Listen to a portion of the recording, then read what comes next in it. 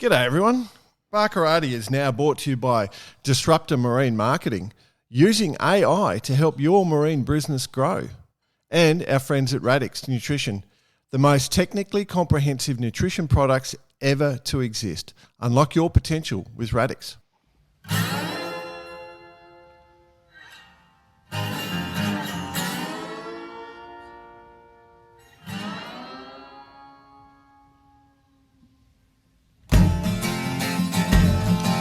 G'day listeners, welcome to what are we up to? The fifth Sked of Barkarati, the sailing podcast, Sydney to Hobart 2025 race Skeds. My name's Jordan Spencer and it's been a ton of fun to hang out with my mate BP and our special guest and new best friend Sam Hunt joining us to talk Sydney Hobart. And we've broken all the bookies' backs, I tell you. We've emptied their bank accounts.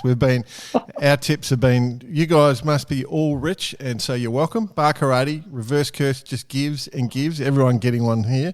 But yeah, it's a problem. It's a problem. We're going to have to pull in our tails, I think, because, well, I can't see it changing. Can't see, no.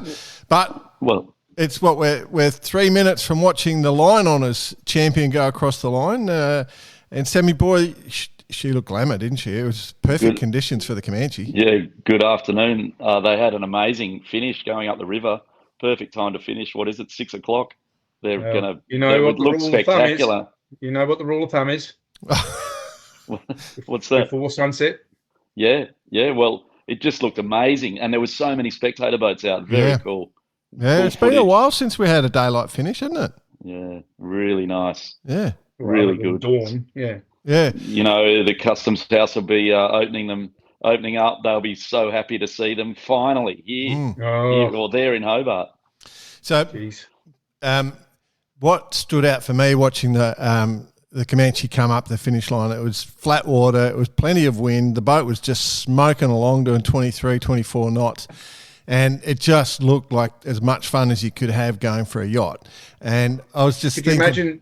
Can you imagine the release after the pressure that was instilled upon them this morning? Because those three boats, weather pending, those three boats were all relying on a certain condition.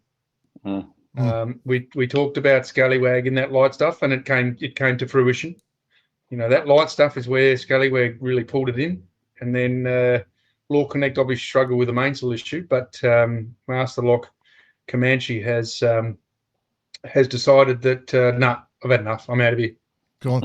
It was like a full speed motorboat going across there, and I was just thinking, like they would have slammed and slammed and slammed for 2 hours and 2 days and 5 hours or 7 hours, and then they've spent the last hour just smoking downhill in perfect conditions, and that's all they'll remember. It's absolutely all.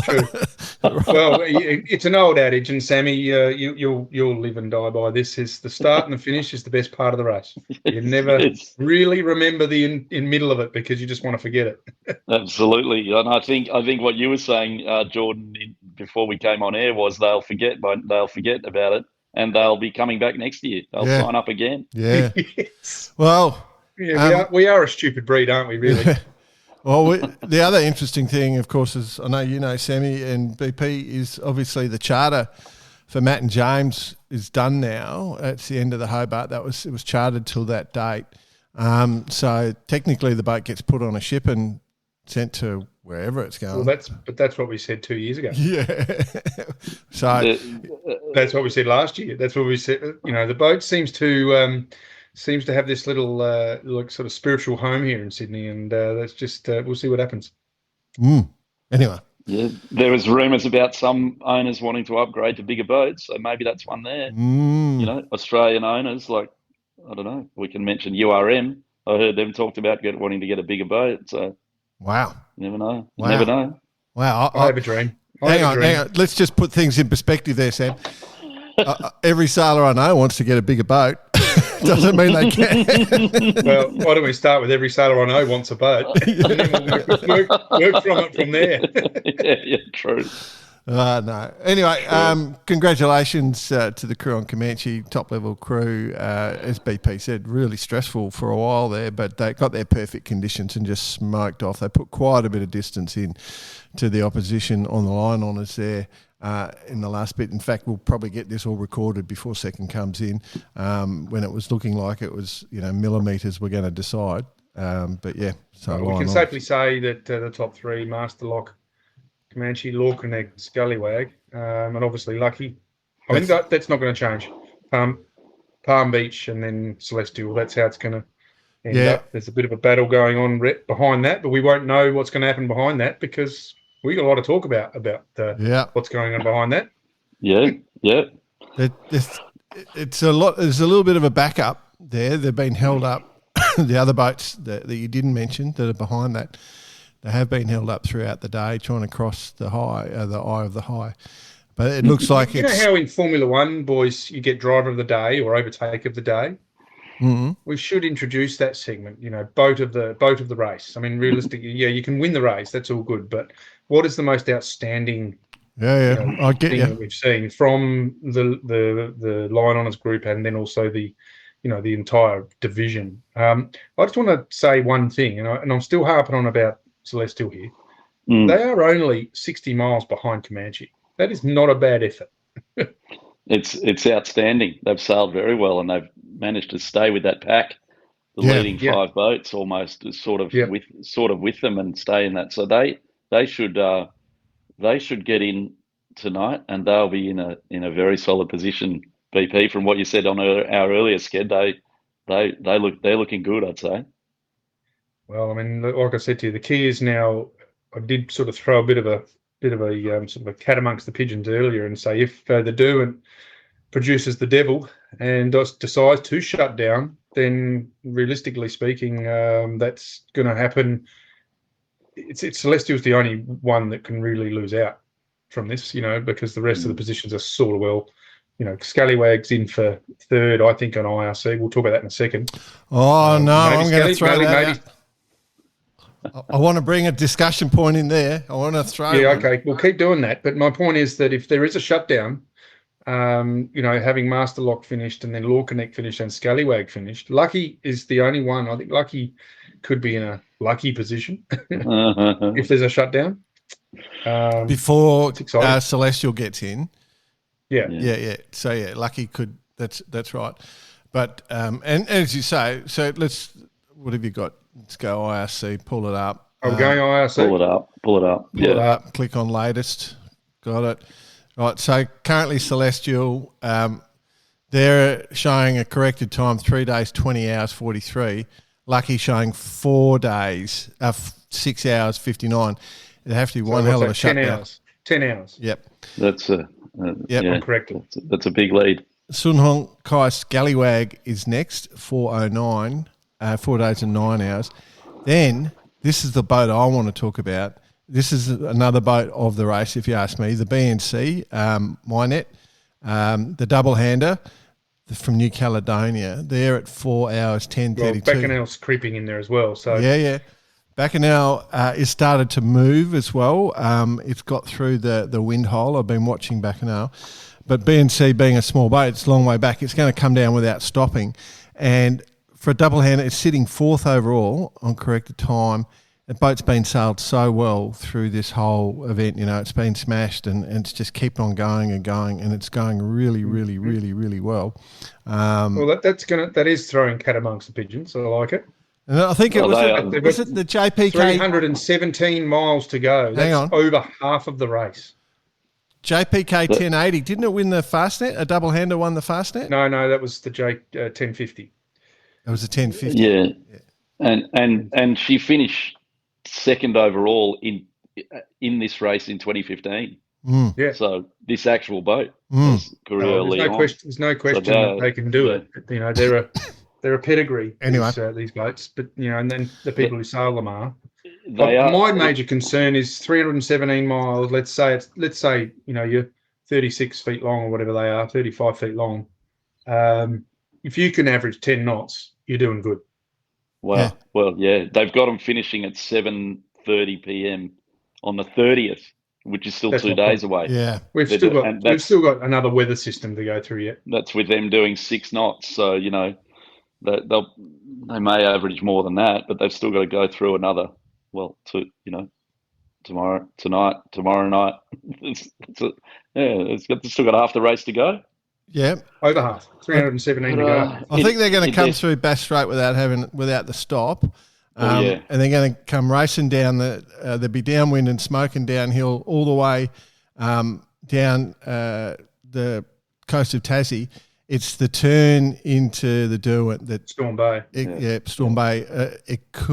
There is, as you say, there is a ridge line that's going to come into play at some stage. So they may be bashing heads up, but if they time it well, if they can come smoking down and turn the corner, and then the ridge comes through, then the southerly will push them straight up and continue them at full speed. So okay, so let's just give this a really solid overview. So at the moment, we're pretty happy with Celestial sitting in first, Lucky in second, Scallywag in third. Those positions can change depending on the next 5 hours, right? With the shutdown of the Derwent. Yeah. So we're not really going to know much until that happens. Then you're saying we've got this Leon. Well, there's a couple of boats that that are just starting in Bass Strait. Basically, they haven't even crossed into Bass Strait, and Bacchanal's just into the straight, and a few of them could have a nice run. So I reckon we're gonna be the leader the leader in the sheds in the home will be Celestial, and we won't know for 2 days. Yeah, well, you've got Bacchanal back there, as you mentioned, and then the next boats that have a chance of the Callisto and the Highly Sprung, but Highly Sprung is an interesting one, isn't it? Well, that's an interesting one, but they're falling down the order a little bit as those smaller boats. So, and I don't foresee them having a great run down the coast tomorrow. It doesn't look that windy. I don't either.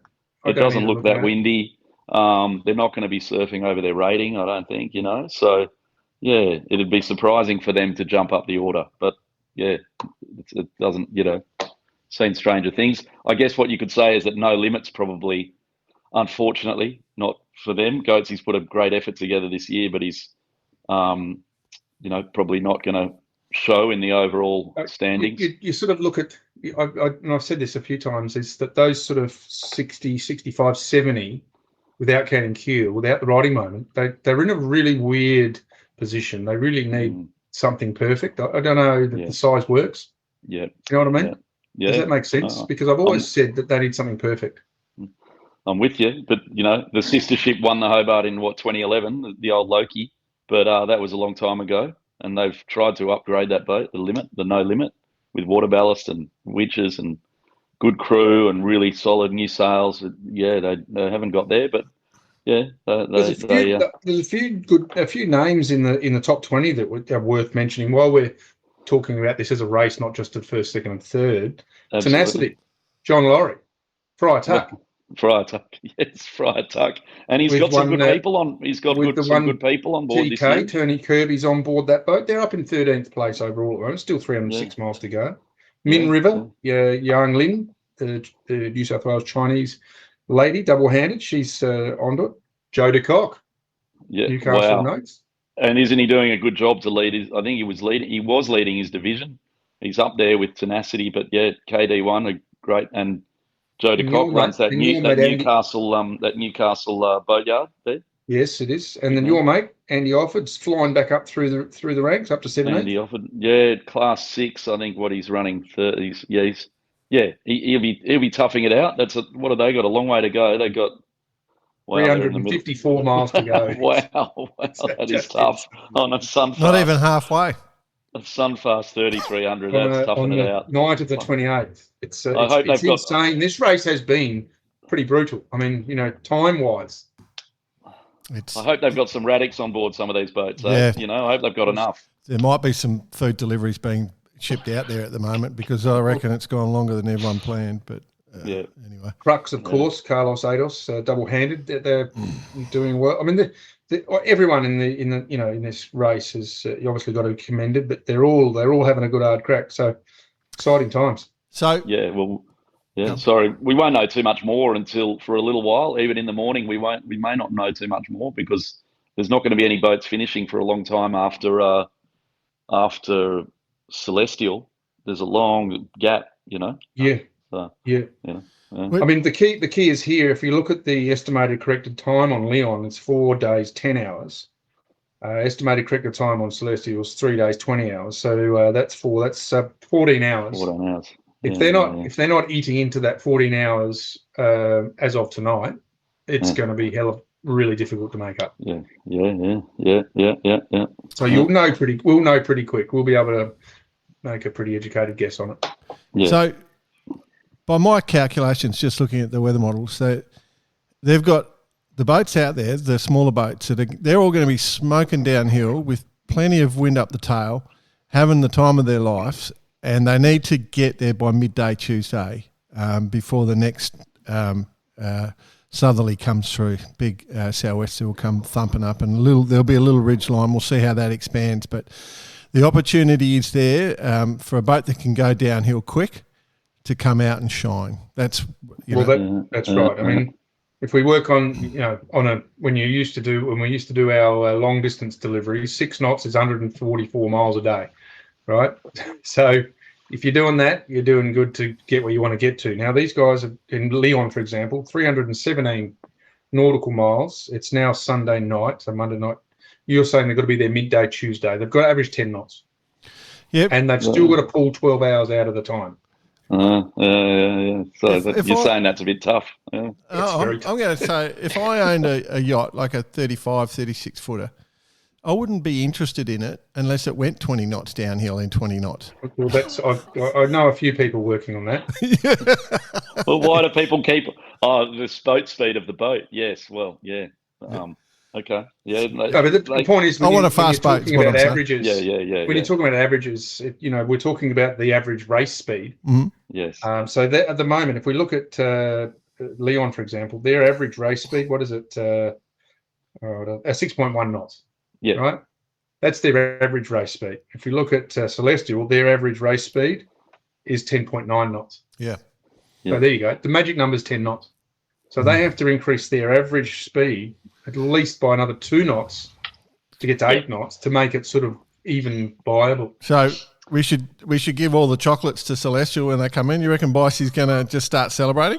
Oh, jeez. I forgot he was on there for a moment. I'm not going to. Wow. I'm not. Yeah, this is right. This is our fellow commentator. I'm not going to reverse the reverse curse, but he can keep it in his pocket for a bit longer. I was been thinking about this today, BP. The reverse curse never applied to us, right? Because it hasn't really applied to him. It's applied to the others. But we've never used the reverse curse for us. We've never given it to us. But I was thinking about. I was out paddling my ski this morning, and I've gone. You know what? Bicey's not been on the show that much this year. Maybe he's more. The reverse curse treats him as He's a non-host in the reverse curse's mind, so he's a guest. Well. He's picked it up. He takes the accolades when he goes to a bar that no one knows him, and someone walks up to him and say, "Are you the Bicey from Barkarati?" It's been a good year for Mr. Nick Bice. I'll tell you that. I'll tell you what, he has had a good year. But look, this will just cap it off. And absolutely super proud of him and proud of the team. Anyway, look, it's not over yet, but Jesus Christ, it's looking pretty solid. It's definitely not over, but I'm just surprised at that huge gap that they're managing to hold on to that leading group, and then the huge gap they've created behind. Yeah, which has been created behind. I did share. I'll share it to the Facebook page. Did you see that photo I shared to you about hugging the land? Oh, wow! That's really extreme. Yeah, amazing. They're basically just going in and driving off the land the whole way. So that means that there's just light land airs in there the whole way. Yeah. So they've had nothing. They had nothing all day. I mean, that's the only way to explain that.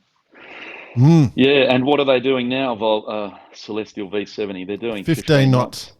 They're still heading south. Yeah, 15 knots, and they're in about 17 knots of wind. Off Maria Island, off the Hippolytes there, as you know, those little islands there. It's spectacular. Down off of town called... So what's there for the tourism of Tasmania? For the tourism, there's a town in there called Do Town. And there's all these beach shacks, and they've got Done Doing It, Just Do It. They're all the shacks and have Do in the name.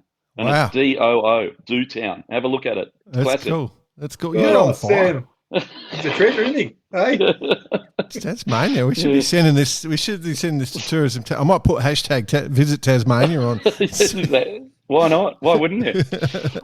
Look, I've got to say, it is a pretty stunning part of the world, and the race itself is unbelievable. That part of the coast, even though you're racing, you do actually, when you're getting close. Like, well, I've been in there close a couple of times, and it's pretty wild. And especially as you get right to the bottom with the needles, that corner, and Samuel vouch for this. That corner, it doesn't matter whether it's 40 knots or 5 knots. It's spectacular, isn't it? Spectacular. It's not spectacular when you get dismasted due south of Tasman Island like we did about 10 years ago. Literally due south. Adrian Carlin was calling up on the radio to say, this is we're heading. We're due south of Tasman Island. We're heading in. We're good. And the rig went over the side. Wow. It's no good. What was that on? Yeah. That was wedge tail. Navigator's curse. Oh, the wedge tail. Navigator's curse. Yeah. No good. Can't trust a navigator.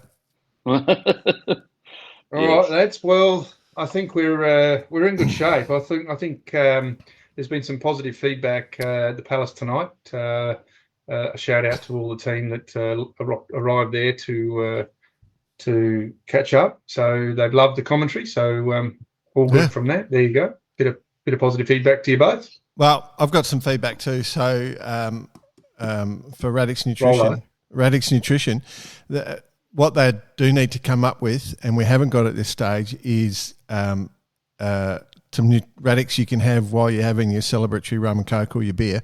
To keep you fresh, recovery in the morning. So that'd be the good thing. And then our mates. I mean, if you're talking about Customs House, it's going to have to be sort of like Radix Nutrition scallop pies. Yeah, that's exactly what it is. Something. And then for those heading out to celebrate, and obviously, like, say someone like Sam Newton, who's got his own marine business there that he does as well as all his professional sailing. Probably you're going to have a good night, Sam. So just probably switch on the disruptormarinemarketing.com.au and get that little buy spot to look after your business while you are actually celebrating there, mate, my friend. That's good. You like it, don't you, Sam? Yeah. I guess they're thinking about, obviously the Lion Honours race is over, but there's so much, divisional races to come. Yep. So let's delve into that a bit more tomorrow, I guess. I don't know. Yeah. Oh, absolutely. And, we'll be able to, we'll go through the divisional leaders and the divisional placings because they're going to be fairly settled, I'd say, by tomorrow, this time at least. But by tomorrow morning, we'll be able to narrate on that. But I think we're in good shape. I think we've, Jay, may have done it again, my friend. Again, I know. I was thinking, I don't reckon we've missed it for about 5 years. It's unbelievable. So we'll wait and see. Yeah. Anyway, that's what you have when you have the savant making the calls. All right. All right, boys, let's click off. Cheers. Have a good night. See ya. And best of luck to everyone in Customs House. So everyone, thanks for joining us. Have the best day ever. Take me home and